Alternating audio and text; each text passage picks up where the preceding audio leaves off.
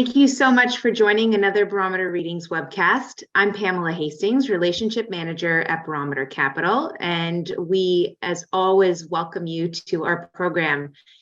This afternoon, we will provide you with a brief macro overview and, of course, be pleased to address your questions at the tail end of our conversation. So don't be shy. You can email me at phastings@barometercapital.ca or, of course, hit me up on the chat via Zoom for the Q&A.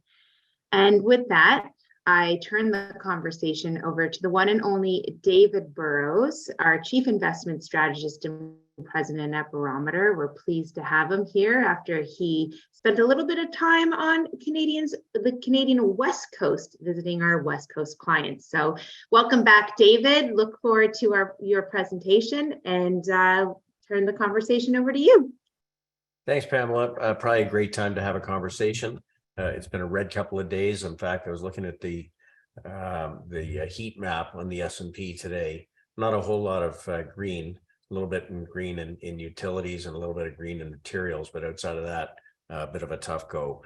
We're going to take a look at what the output has been.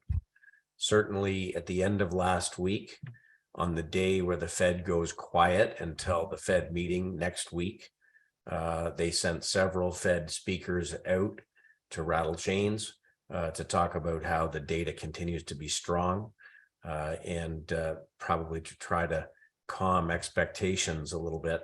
Market has been a little stronger over the last few weeks, and I think the Fed would prefer not to see that. So certainly they were out in the ear of various journalists so that there'd be some reading over the weekend, cause people a little bit of concern. Let's just talk a little bit about kind of what's going on. Our big picture view continues to be that we're in a structural bull market for stocks, and certainly even in a structural bull market, there can be some sizable pullbacks and lots of things to worry about. There certainly are recessions, but it tends to be more like 3 steps forward and 1 step back. We don't tend to have these giant drawdowns that you have in secular bear markets, like the one in the 1920s and 30s, or the one between 1966 and 82. Interesting rates were rising all the way through the 1950s, and you did have recessions, but the drawdowns were muted. I think the biggest one was 27%, and that would be roughly equivalent to what we saw in the early part of this year. And then sort of we got endemic inflation through the 1970s into the 1980s, and that made it tougher for stocks. And that's why people get concerned about inflation. And of course, we saw rates peak in early 1980s and start to come down, and we had a long run up in prices. So our net view is that until we breach this 200-week moving average, which we have not done, we continue to be in a structural bull market. These big drawdowns, 2000 through 2003 or 2008-9, are something we obviously want to avoid. If the conditions would change and we were started to break these lows, that would be a big concern. And we are always worried about what potential risks there are out there. But at this point, we don't see the risk of a major accident. We'll talk more about that as we go along. On rates, as we've talked about for some time, we think we saw generational bottoming in yields in 2020, much like we did in the late 1940s. And that began a reflationary period. And there were small bouts of inflation along the way that got squeezed out. There were small recessions along the way, but stocks generated a very, very healthy return over the next number of years, about a little over 15% a year, while bonds generated a return of about 1.6 because of the rising rates. And if you netted out inflation, it was a 0% rate of return. Tough year so far for bond investors. It's been a little bit better recently. You've had a little bit of a bounce in the 30-year bond. Worst point, it was off 48%. To put it in context, you have to go back to 2011 to have seen the TLT, or the long bond ETF, trade at the levels we traded at earlier in the summer.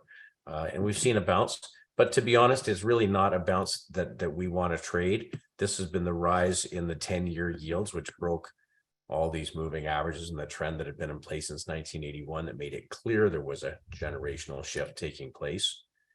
And while we've had a little bit of strength recently, this is the TLH, which is the 20-year bond ETF, relative to the S&P 500. And this is since March of 2020. That's the COVID low in stocks. And certainly stocks have outperformed bonds ever since. And you have bonds selling off relative to the S&P. And even though they've had a little bit of a lift over the last few weeks, really not something that would cause us to want to put on any sizable positions in anything other than some very short-term bonds, which we hold just from a safety or security standpoint as a cash replacement.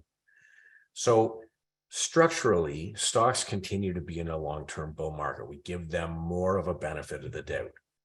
Bonds look like they've only just begun a structural or long-term bear market. And there will be rallies that people will try to trade, but I think that it's going to have to be much more tactical, and you're really going to have to pick your spots.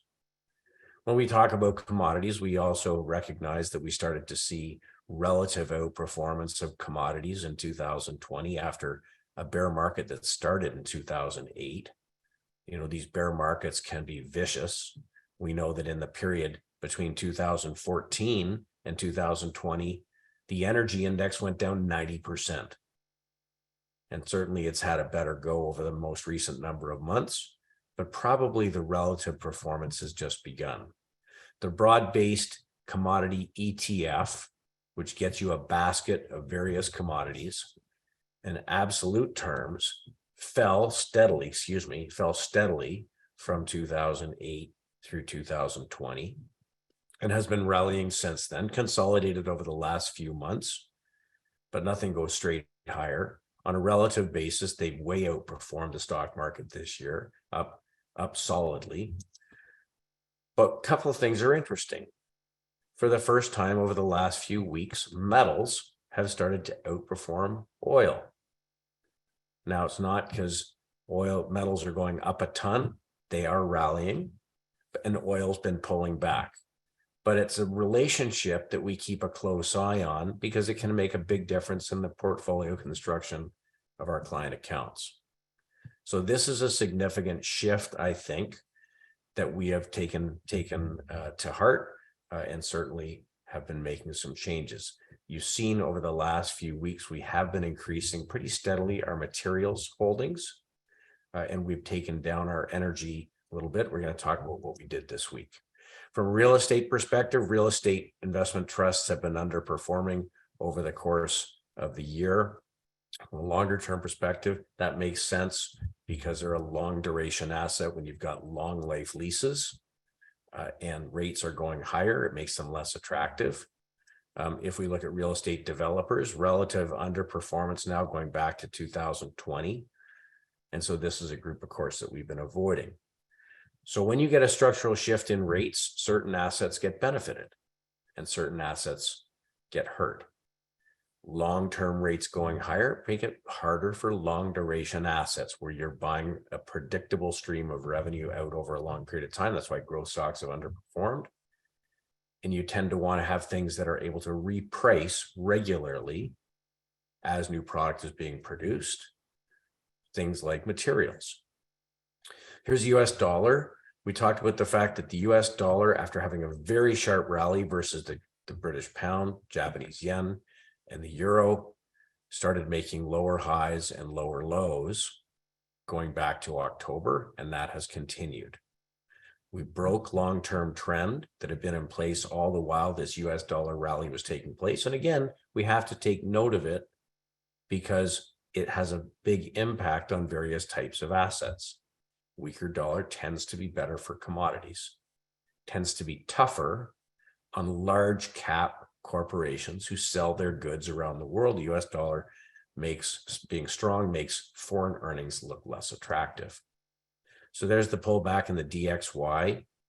Over the past couple of weeks, it did break the 200-day moving average, and it's bounced a little over the last few days underneath the moving average. My guess is that is just a test and will likely fail. But at the worst point, down 9.5% since October, that's a significant move lower. Now, I go through all of this stuff because it's very clearly our view as a firm that we don't have to be everywhere. You can take the approach, we're going to have a little money in every asset class. We're going to try and cover all the bases and hope that somewhere things work out when other things don't. Or you could say, let's try and use those long-term trends that are behind us, the winds that are behind us, to take advantage of certain structural shifts that are taking place. If you could be overweight equities through the 80s and 90s in general, it was a really great trade. And my guess is being overweight commodities and overweight equities as a rule probably benefit us as opposed to having a significant weight in fixed income or real estate in a world of rising rates. So our job is to use the tools that we have, and we use breadth-based models to try to identify market leadership. Where is it that money's getting put to work? What is it that's being treated well in the current environment? We watch closely for change so we can reposition the portfolio as we need to, and we did a little repositioning this week. And we need to be prepared to play defense in the event that major themes that we're focused on start to fail, or the market in general gets into difficulty or liquidity dries up. So it is a tactical approach. It does mean we'll be significantly overweight certain parts of the market at various points in time. It also can mean that we have a significant cash weight when we get into a tougher market. We prefer to step aside and use our disciplined selling rules when it's time. We use our top-down models to try and target groups that are seeing net inflows of capital. We try to identify specific targets for our investments using our security selection process, which is aimed always at finding securities that are good, getting better, where fundamentally things are strong to begin with. In other words, they're the leaders within their industries, but we can see something changing that is improving their lot in life that could mean they could get an improved valuation over time. We want to see strong fundamentals and strong technical picture or price behavior that would support the view. And the universe of securities that we hold would reflect our top-down view expressed using bottom-up security selection. The last piece, of course, is our selling strategy. And let me be clear, once you've done the work and you're vested in a new position, nobody wants to be a seller. Nobody wants to say we maybe made a mistake or something's changing. And that's why it's really important to have rules, and we use stop losses on each of our individual positions so that as positions work out as we hope or expect, we'll ratchet the stop losses up and behind. But when they start to run out of gas or start to change the way they're behaving, they come down and breach our stop loss. We want to make sure that we don't let a little mistake turn into a big one. So from time to time, we're going to get stopped out of a position and it's going to turn around and run away on us. But that's the cost of insurance. That's the cost of making sure that we don't make a big mistake. Okay, so let's just talk about kind of where things are. We've been in a world where breadth has been expanding at the asset class level, specifically in equities and commodities. That's healthy. And we've seen deterioration in breadth in fixed income. We've seen deterioration in breadth in real estate, and within equities, specific groups that have been underperforming. In the beginning of October, our breadth models had shown some improvement in the NYSE coming off the lows. Some of our short-term indicators were improving, but broadly, there were still some negatives. If we fast forward, we had a great month in October. November was a pretty good month as well. And here we are sitting today in the early part of December with an improved picture from the beginning of October, but there's always things to think about. Percent of stocks in uptrends in Canada has been rising. The percent of stocks in uptrends in the NYSE has been rising. Now this week, tough market week, very little shift in the percentage of stocks in uptrends. So lots of stocks may be pulling back a little bit within their long-term trend, but as defined by point and figure price chart, they continue to be in uptrends. Percent of stocks globally in uptrends actually has been improving better than what we've seen in North America. That's interesting because outside of North America, stocks have underperformed for several years. When we look at the percent of stocks trading above their 50-day moving average, we did see a little bit of deterioration in the NYSE today, sitting at 70% of stocks above their 50-day. That's a measure of short-term trend. And when we look at the percent of stocks with positive weekly price momentum or upward trajectory, That seems to have stalled out over the last 2 weeks. And we've seen some areas of the market have a harder time. Percent of stocks making new highs versus new lows has been consistent. And there's been very little change in the percent of stocks trading above their long-term moving average, their 150-day smooth moving average. So in general, despite a couple of sloppy days, the broader market continues to be healthy. So let's talk a little bit about that. Here's the S&P coming off the lows in October. We rallied. We talked last week of the fact that we were challenging the 200-day moving average, which is declining. And when it's declining, it means we're probably going to have to do a little bit of work to get through it. We've had a number of little pullbacks along the way. We continue to be channeled above the trend, but it's something that we're focused on. Now, I think it's important to look at this because the S&P 500, as you will remember, is dominated by a few very large cap stocks at the top of the index: Apple, Google, Netflix, Amazon, and so on. If we look at the NASDAQ 100, NASDAQ 100 has had falling relative price strength versus the S&P, meaning it's underperforming the S&P. The NASDAQ 100 dominated by Apple at 13%, Microsoft at 10.5%, Amazon at 7%, Tesla at 5%, Google at 7%. That's a big piece of that index right off the bat. And we know these companies have been having a difficult time. When the market rolled over the last few days, a much more significant pullback in the NASDAQ from well below the declining 200-day moving average. Most people know this is something we have been avoiding. We've had almost a 0% weight in tech going back to the early part of the year. Now let's look at the market another way. This is using the RSP ETF versus the SPY. The difference is RSP is the 500 companies in the S&P equally weighted versus the performance for the S&P 500 market cap weighted. In other words, unweighted versus weighted based on the size of the company. And you can see that going back to mid 2020, the equally weighted index has been rising relative to the market cap weighted ETF. That tells us that the average company is doing better than the market.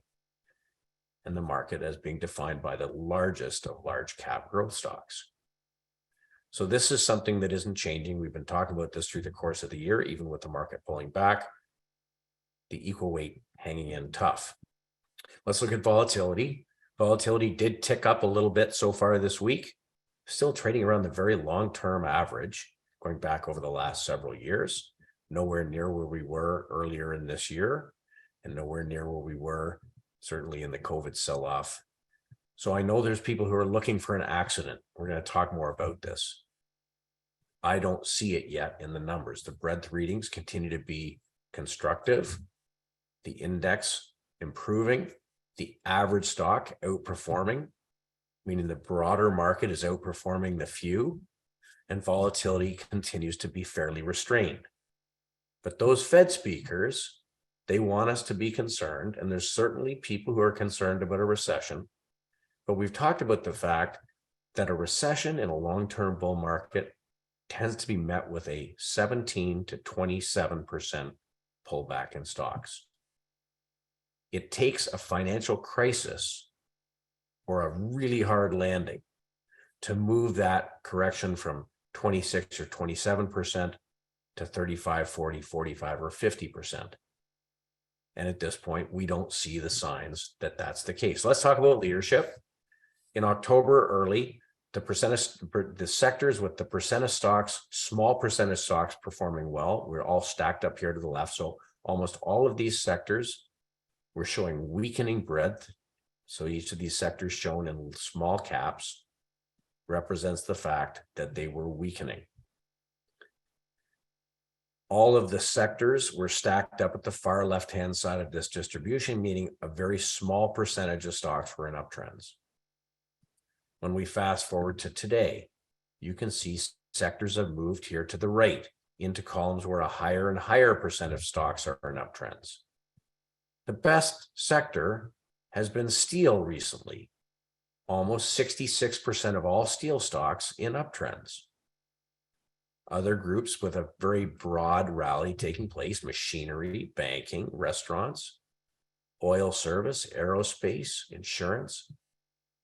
Almost every group is in capital letters, meaning breadth has been expanding. Now, there's a few that have turned down. Home builders started to weaken, gas utilities, chemicals, and semiconductors. Not a very big list, but one that we watch because as breadth turns lower, we become more careful in those groups. So you can see oil saw deterioration in breadth this week. And this has been a significant holding for us. If we look at the XLE, the index doesn't look so bad. And that's because the largest companies, ExxonMobil, Chevron, ConocoPhillips, make up a large percent of this index. They are the large cap blue chip companies within the sector. If we looked under the surface, there has been more damage in some companies. Now, the long-term picture is that the XLE, or the energy ETF versus the S&P, started to outperform in 2020 and has broken a very long-term downtrend. So likely energy will be an outperformer for some time, but it will have interruptions. We know seasonally, December tends to be the low for the year for oil prices. So we keep that in mind. When we look at the recent XLE energy versus the S&P, it's been pulling back since the early part of November. So we don't ignore that. When we look at the XOP, which is the oil and gas exploration and production companies, the more aggressive growth-oriented companies, they made a high in June, a lower high in November, pulled back, broke these lows, rallied to a lower high, and had broken some more lows. So for us, that's a cause to be more cautious. Breadth deteriorating, price action a little bit worse. We have to keep that in mind. This is the Canadian index, again, making a high in June, making a lower high in November, and pulling back sharply over the last couple of days, still above the long-term moving average as an index, but certainly we have to keep that in mind. Oil services acting much better. Let's move beyond energy. The XLF pulled back over the last 4 days above the 200-day moving average. Relative price strength has been strong going back to July, continues to be in an uptrend, but some areas stronger, some areas weaker. The insurance ETF KIE, which is made up of life cos and the property and casualty companies, as of last week, was trading at a new high for the year. Relative strength has been improving all year long. We have significant exposure here. We talked about some of the companies that we're in. We continue to be there, both in Canada and the US. Capital markets also have been significantly outperforming since April. Interestingly, if you thought there was a major problem out there, you would expect Morgan Stanley, Goldman Sachs, and Charles Schwab to be taking it on the forehead. And they pulled back a little bit over the last few days, but really not much change in relative price performance versus the S&P. We continue to be there. The one group that has been hurt over the last week, and I think with concerns around real estate in the US, a sharp sell-off in the relative price performance of the regional banks. Some small exposure there, but less as we speak. So the regional banks, like energy, put in a high in the beginning of the year. They put in a couple of lower highs since then. The relative price strength is weakening. This takes them off the table as potential investments across the firm. But we'll keep in mind that the large bank ETF continues to look very attractive. And frankly, the targeted positions like JP Morgan, which have been way outperforming the large banks, continue to be really attractive. Let's talk industrials. Industrials have had rising relative strength since June of 2020, trading not that far off the highs, pulled back this week about 3.5% off the highs, led by aerospace. Aerospace trading better than 87% of the companies in the S&P. Actually, as of last week, made a new high for the year. In fact, a new high going all the way back to March of 2020.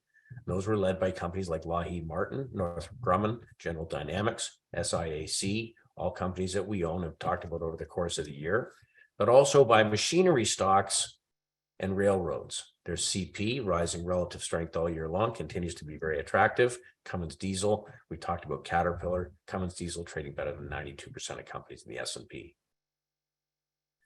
Now, industrials, we think, are a really interesting part of the market. We know that politically there is a move to take manufacturing out of China and re-onshore into the US.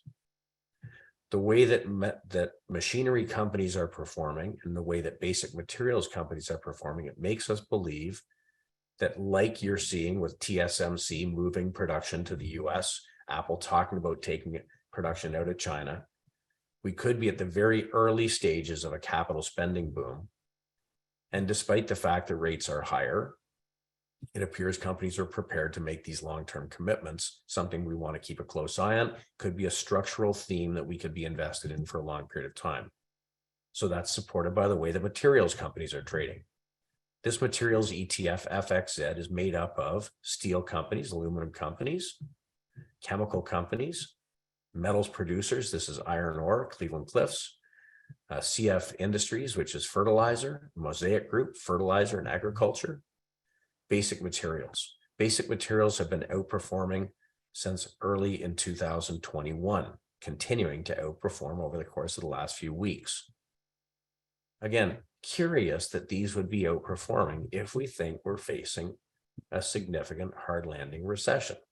These would speak to otherwise. Investment banks, materials companies, industrials, all very economically sensitive. They all have their ability to put prices up if necessary, if their costs are going higher or the demand is strong. Short duration versus long duration. There's the mining, long-term mining ETF going back to 2014. We broke out of this range, we pulled back, now working our way back higher. Well, this is another relationship I want to keep an eye on. The metals and mining ETF, XME, versus the software ETF, IGV, short duration asset versus long duration asset. This has been going on all year long, outperformance of short duration assets versus long duration assets. Now, I would argue far more people probably have software exposure than they do metals and mining. And that's why we want to be there. They're performing well, they're under-owned, and have seen very little by way of net flows with the concern around recession, but they are outperforming. Metals and mining versus energy. This is a shift taking place, which speaks to us wanting to have probably more materials exposure and less energy exposure. At least on a short-term basis, this is a one-year period. Metals and miners have started to outperform, something that we keep in mind. There's steel coming out of a long-term consolidation, trading back towards high, better than 87% of the companies in the S&P. And we know that Nucor and Steel Dynamics, which we talked about last week, are actually trading at new highs. And then there's gold. On a monthly basis, have broken above a 6-month period of consolidation and certainly starting to act better. Gold has been higher over the last couple of days against a tough market. Franco-Nevada trading very close to new highs. This is a yield-oriented company that streams royalties off of a whole series of mines, and one that we think is very attractive for clients from a predictability standpoint.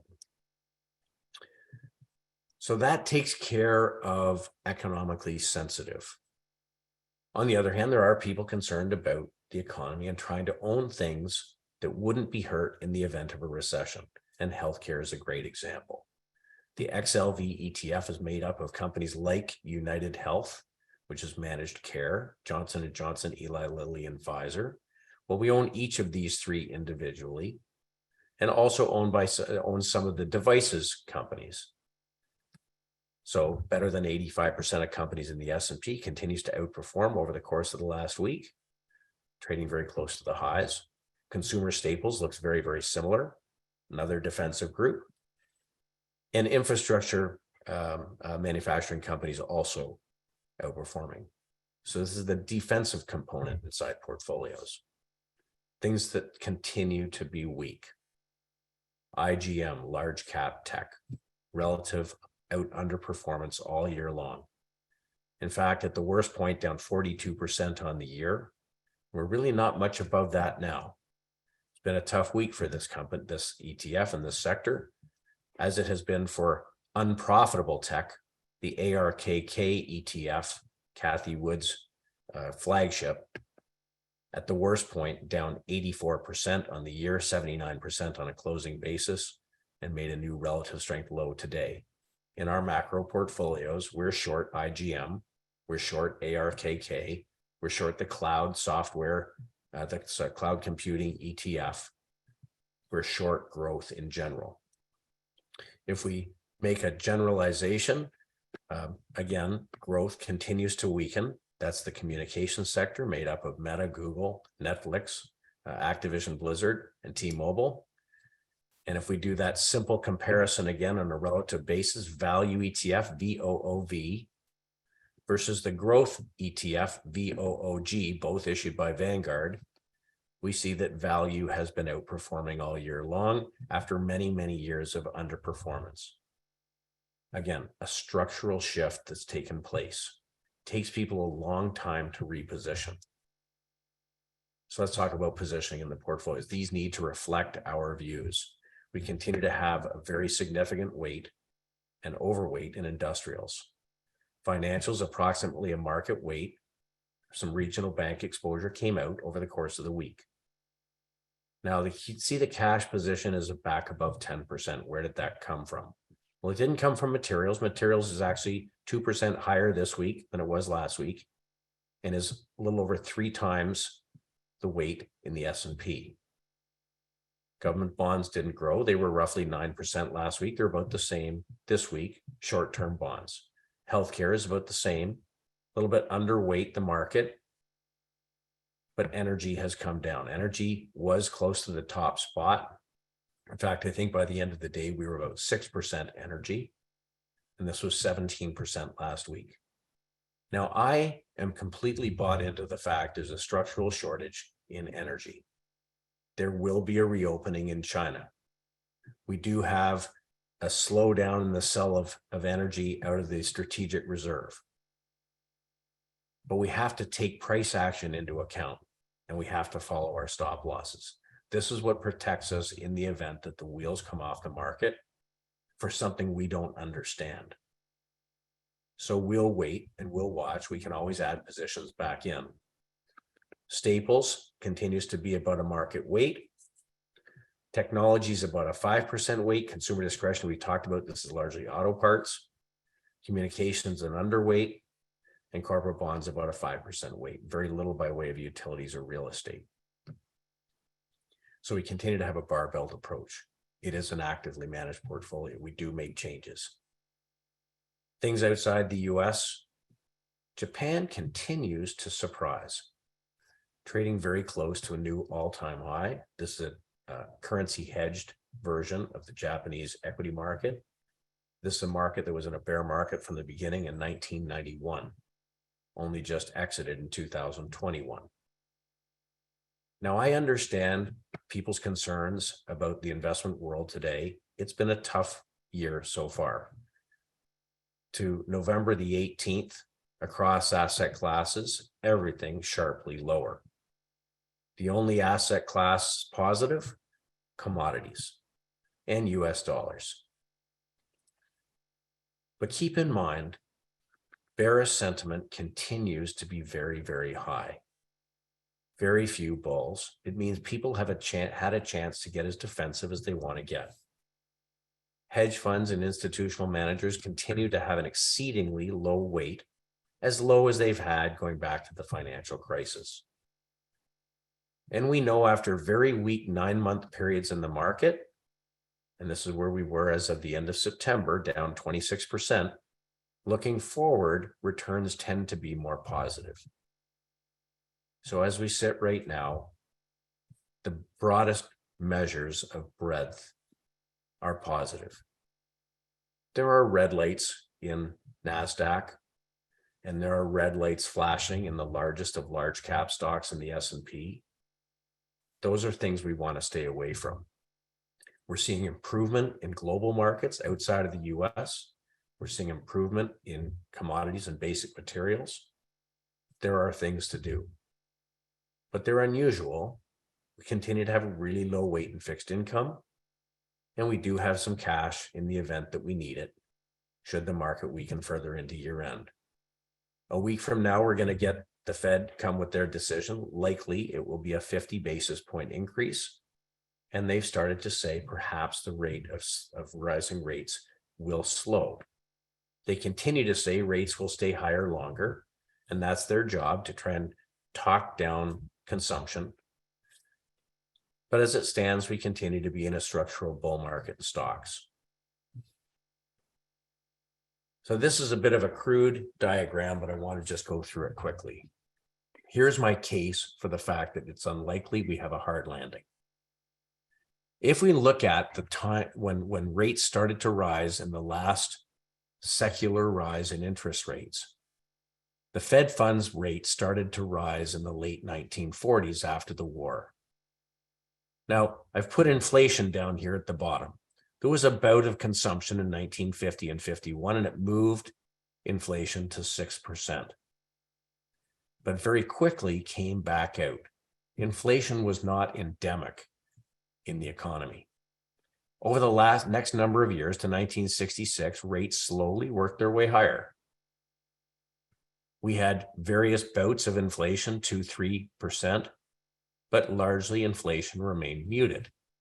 There was reconstruction and reallocation of resources to produce goods that we needed after the war. And it took many years for inflation to become ingrained in the economy. It wasn't until the late 1960s. And then, of course, inflation rose until 1981. I put this chart up because we had rates falling from 1982 through 2020 in general. But there were cycles where the Fed had to raise rates. And when they did, they were raising them against the grain of a disinflationary world, and you wound up with a lot of crisis. And when that happened, we saw lots of big sell-offs. In the period between 1950 and 1966, there were no crises. There were recessions, and the bear markets were muted. Here are the biggest sell-offs during that period. 4.8% over 9 months. Well, the worst part of the decline was 13.8. That was a recession, 1953 and 54.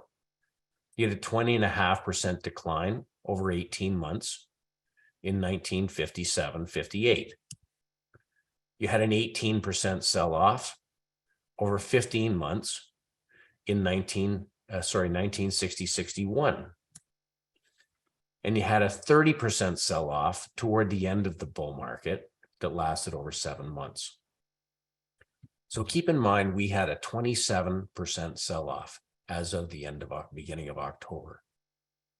This is what happens with recessions when you're in structurally higher rates and during a structural bull market. So we'll watch. If our models get more cautious, we'll get more cautious in the portfolios.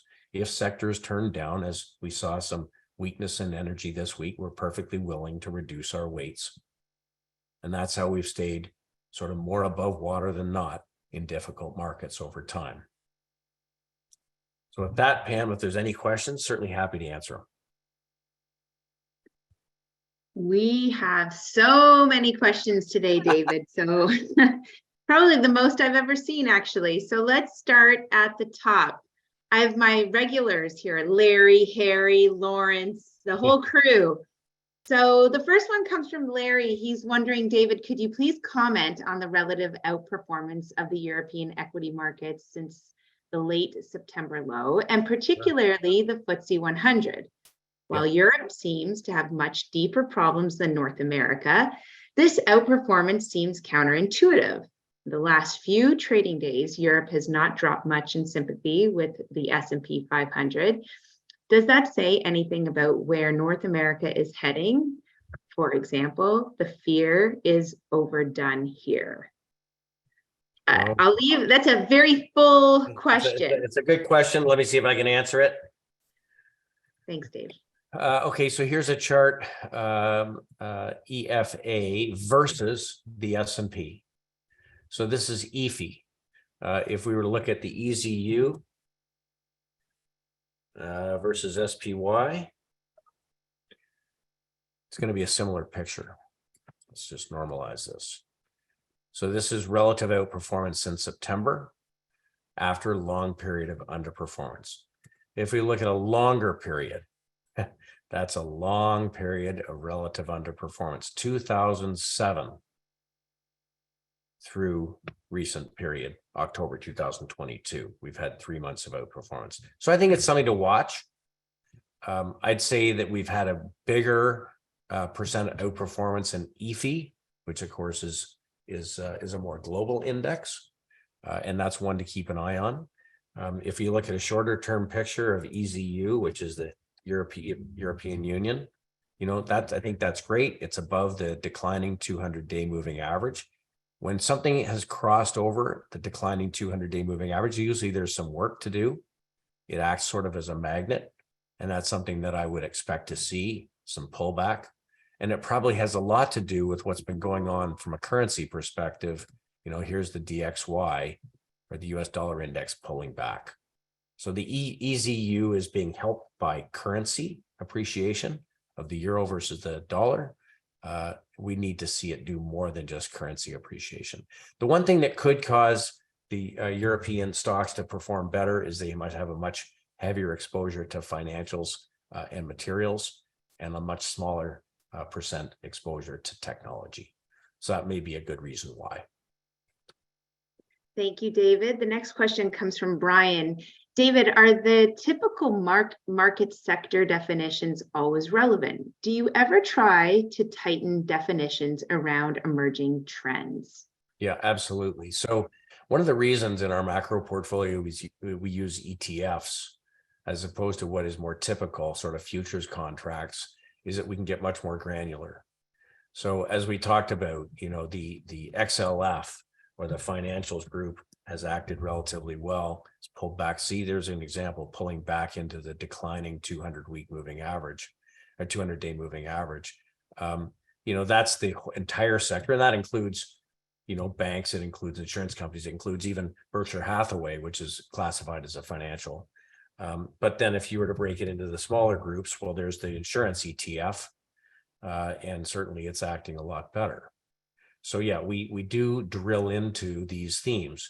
If you were to look at energy as a whole, XLE, you know, there's a good pullback here. But, you know, we can look at XLE versus, let's see, XLE versus ICLN, which is clean power. And if we look at the last few years, you know, we had real outperformance in clean power versus carbon based. That's XLE selling off versus clean energy. And clean energy has been significantly carbon based energy, XLE or XLP, is outperforming clean energy by quite a large margin since the beginning of 2021. So again, you target, and we can get quite granular with that targeting. Of course, with individual positions, we can get much more targeted. You can take KBE, which is the large bank ETF, and let's just look at the very long-term picture here. Okay, well, that's basically the group going sideways from 2008 through 2021. But then we can say, well, let's focus on the strongest ones. And so we look at JP Morgan, and there's JP Morgan in 2013. Here's where we are today. It's behaved much better than the group. So yes, absolutely. And one of the reasons we use breadth as a determinant, if there was 100 companies within a sector, there will be one or two that start to rally early, like JP Morgan did versus the banks. And then more and more will participate until you get into a broad-based advance. You won't see that in the ETF. You just see price of the whole ETF, and it's dominated by the biggest constituents. By looking at the underlying breadth, we will see deterioration in breadth earlier than you'll see it in the price of an ETF. So that gives us early warning to enter or exit. Thank you, David. Next question. Are there any technology are there any technology stocks that Barometer is looking at investing in? Yeah, we don't have a lot of exposure. I think that the sum total of exposure is 5% versus about 28 or 29% for the S&P.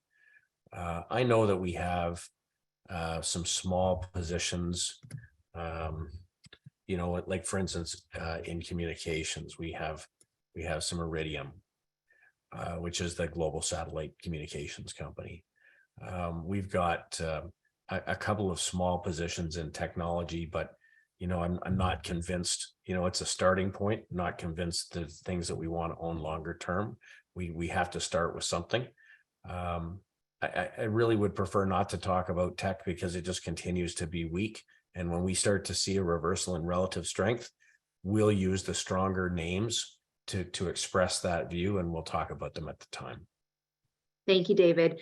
On the other side of that question is exposure to commodities. So do you have any gold and silver holdings that you have added to recently?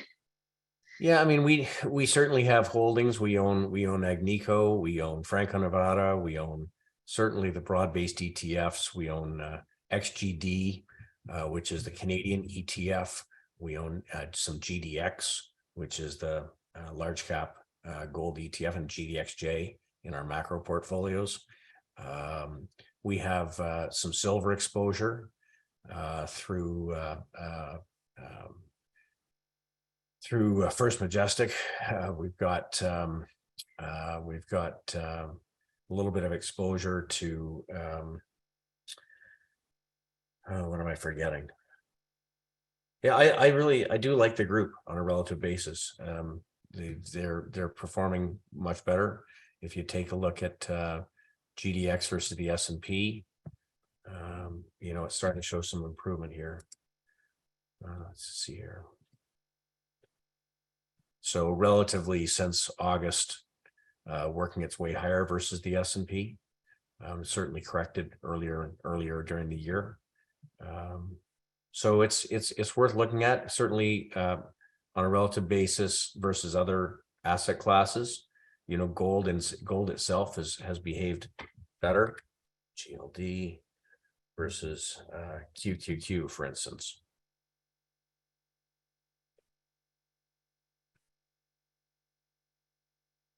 Has been outperforming the NASDAQ now since the end of 2021.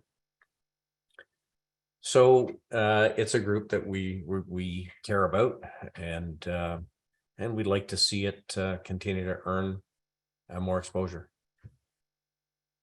Thank you, David. Next question is on WTI. No, I think you're muted, Pam. Oh, sorry. Dave, can you hear me now? Gotcha. Okay, perfect. The next question is on WTI and whether you think, now I know we don't like to do these forward projections, but is it possible, Dave, for WTI to trade at 120 in 2023? I would not be shocked in any way. Okay. Look, we have to keep in mind that seasonally, the end of November and beginning of December tend to be a low point for the year. So I want to keep that on the table. I'm not going to ignore the fact that things are weak.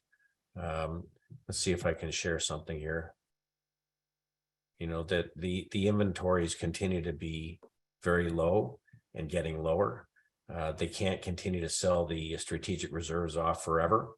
So I want to keep that in mind. Here's the seasonality, if I can throw it up. Share screen. Okay, so let's see if I can make that a little bigger. This is a crude oil futures continuous contract seasonality.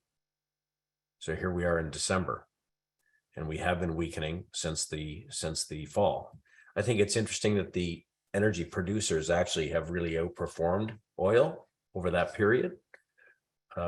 But that being said, I can't ignore the fact that some of them are breaking down technically in the short run. I'd look for a reversal higher. Unless oil breaks I think it looks like $72 on the point and figure chart. It remains constructive. We're not far from that. It's $74 now. A reversal back above 80 probably would be a good sign to put some money back to work. And when that happens, I think there will be a very long run in energy. But in the meantime, we're not putting any new money to work now. Thank you so much, David. Well, that concludes all of the questions that we've received this afternoon.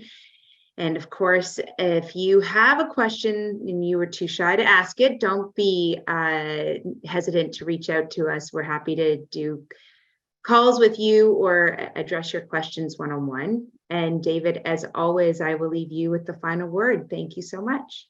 Yeah, look, I want to thank everybody for tuning in. Some weeks we got better news, some weeks we got worse news. Hopefully people get an understanding of the way we look at the world. We are active managers. And just because we believe there's a long-term structural theme in place doesn't mean we're going to be intransigent if you get some rising short-term risks. And I think the portfolio has to be a living, breathing thing.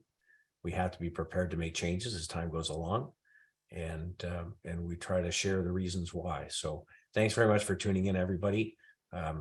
We'll have more to talk about next week with the Fed decision coming, and then we look forward to the end of the year and moving into 2023. I think a lot of the big structural themes will reestablish themselves. But at this point, I see no new leadership outside of the things that we own. And so we continue to put one foot in front of the other. So thanks for tuning in, and give us a call if you got any more questions.